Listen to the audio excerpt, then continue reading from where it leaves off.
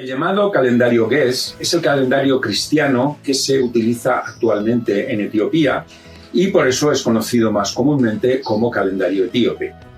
Es muy similar al calendario copto, que es el que usan los cristianos en Egipto.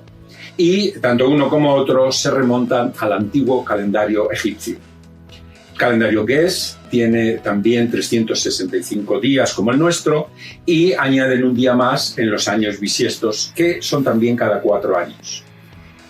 Pero tiene la peculiaridad de que cada uno de esos 4 años está dedicado a uno de los 4 evangelistas, comenzando con Mateo, Marcos, Lucas y Juan.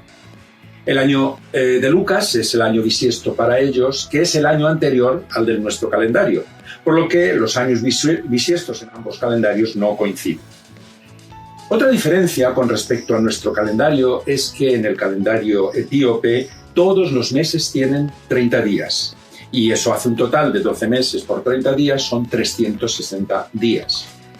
Esos 5 días que faltan para llegar a los 365, lo que hacen es añadirlos al final del año en un pequeño mes, un mes cortito de 5 días, que ellos llaman en el dialecto boajírico pagumen y que en castellano llamamos epagomenal. Los años bisiestos, en lugar de añadirle un mes de 5 días, le añaden un mes de 6 días. En el calendario etíope, el año comienza el 29 o el 30 de agosto, que viene a coincidir con el 10 o el 11 de septiembre de nuestro calendario. La razón de este desfase es que la Iglesia etíope no aceptó la reforma gregoriana, la reforma del calendario gregoriano, que se hizo en el año 1582. El Papa Gregorio XIII llevó a cabo la reforma del calendario juliano, que había sido el calendario que se había utilizado en la Iglesia católica desde los tiempos de Julio César. En el año 1582, para reformar el calendario, se eliminaron 10 días del mes de octubre de 1582 y, curiosamente, se pasó del 4 de octubre al 15 de octubre. Se dio la curiosa circunstancia de que Santa Teresa de Jesús murió en la noche que había comenzado el 4 de octubre, por lo cual se dio como fecha oficial de su muerte el día siguiente, 15 de octubre, porque el resto de días no existieron en ese año. Este desfase de días entre el calendario juliano y el calendario gregoriano es lo que provoca que los días del calendario etíope no coincidan con los nuestros, porque ellos siguen utilizando el calendario juliano como referencia.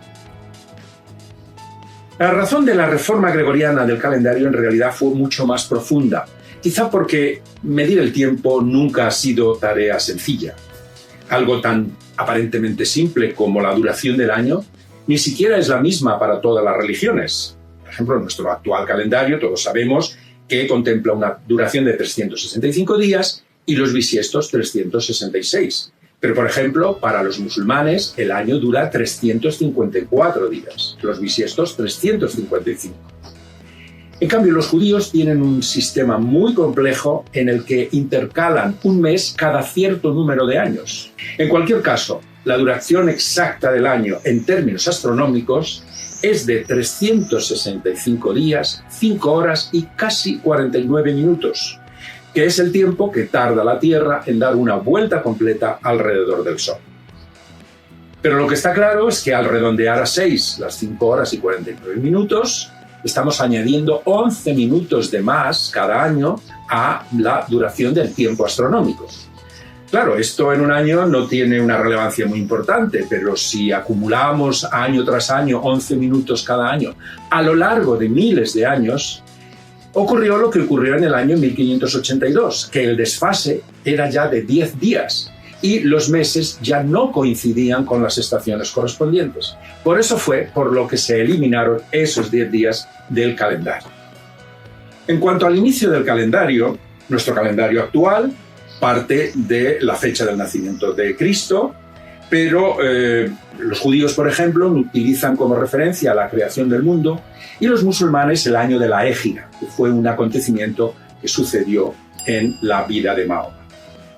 En el caso de los cristianos etíopes, también toman como referencia para el inicio de su calendario el año de la encarnación de Cristo, pero también en esto hay diferencias con respecto a nuestro calendario que se remontan a tiempos muy antiguos. Dionisio el Exiguo fue un monje bizantino que vivió entre el siglo V y VI de nuestra era y que fue el responsable de establecer la fecha de los hechos históricos que se han producido a lo largo de la historia y de distinguir entre años antes de Cristo y después de Cristo. La cronología que estableció Dionisio el Exiguo fue la que adoptó finalmente la Iglesia Católica, pero no fue la única cronología que se contempló en la antigüedad. Un monje alejandrino que vivió a comienzos del siglo V, Aniano de Alejandría, propuso una cronología diferente. Él partió de la supuesta fecha de la creación del mundo y dijo que la encarnación de Cristo se produjo 5.500 años después de la creación del mundo.